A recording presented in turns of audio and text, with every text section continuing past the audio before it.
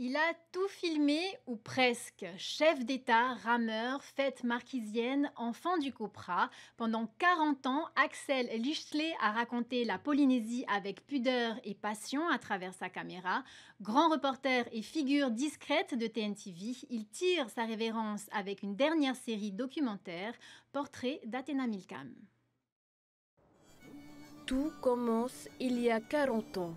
En 1985, un jeune marquisien diplômé en électrotechnique pousse les portes de l'Institut de la communication audiovisuelle, l'ICA. Axel Tekivahitini Oheapo Lichtley fait ses débuts comme preneur de son, entouré de figures comme Jacques Navarro, Angelo Oliver ou encore Marc Louva. À l'époque, l'ICA, on faisait beaucoup de films institutionnels en fait. C'était peu de documentaires, peu de choses pour la télé. On faisait plutôt des films pour les entreprises, des films pour les institutions. Et Axel avait toujours un sac à dos avec plein de trucs dedans. C'était MacGyver quoi. Et avec sa bonnette et puis des bouts de carton, il me fait un son d'enfer quoi. À l'ICA, Axel apprend vite.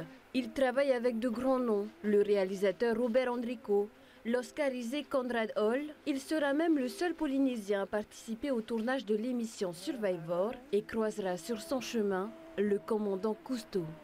Mais l'ICA, c'est aussi une machine à propagande mise en place par Gaston Floss. Les équipes suivent le président dans les archipels et filment tout. La population, les infrastructures, les premiers instants d'image de nombreuses îles. Dans la journée, on suivait l'équipe gouvernementale, on faisait des images un peu de tout. Et le soir, on faisait des projections de ce que nous avions fait dans d'autres îles. Au Tuamotu, par exemple, on projetait ce que nous avions filmé aux Marquises, aux Australes. Les gens des îles étaient demandeurs de ce genre de produits parce qu'il n'y avait pas la télé. Et des fois, on tenait des soirées jusqu'à très très tard dans la nuit pour faire plaisir aux habitants de ces îles. Petit à petit, Axel gravit les échelons. Il change d'organisme, mais pas de méthode, ni de bureau. Quand TNTV s'installe dans les locaux de l'ICA, il en devient grand reporter. Dans ses productions propres, il fait tout, de A à Z, repérage, tournage, montage, mais surtout, il va à la rencontre. Il prend le temps d'échanger, de créer un lien, et son atout, c'est sa langue. Une anecdote, par exemple, en parlant de ça, une dame et sa fille qui étaient en train de travailler sur le Copra. Et je filme, mais pas en leur direction, je filme la montagne, je filme tout ce qu'il y avait autour. Et près d'elle, je commence à parler en marquisien. Et la dame âgée, elle a été surprise. Elle me dit « Ah, ben, je ne savais pas que tu étais marquisien. » Et du coup, je lui demande « Est-ce que je peux te filmer ?»« Oui, oui, oui, oui, tu peux. » Alors que 2 minutes avant, elle disait Axel couvre également les grands événements culturels et sportifs. Le Heiva et Tahiti, de Vaiete jusqu'à Toata. En 2015, il est même à l'origine d'un moment historique, le record du monde de ukulélé.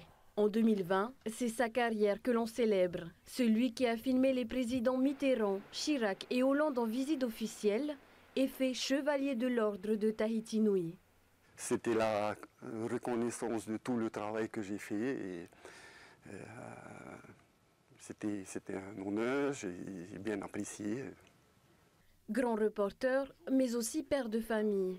Pendant 40 ans, Axel doit souvent s'éloigner des siens pour mieux rapprocher les autres. J'ai fait des missions de 1 mois aux îles Tonga, j'ai fait 2 fois, je suis allé jusqu'aux îles Salomon, j'ai fait le Japon, les missions dans les îles ici, j'en ai fait beaucoup. Mais ma famille a malheureusement pris l'habitude. Bon, c'est sûr qu'ils préfèrent que je sois près d'eux. Mais quand on revient, tout le monde est content.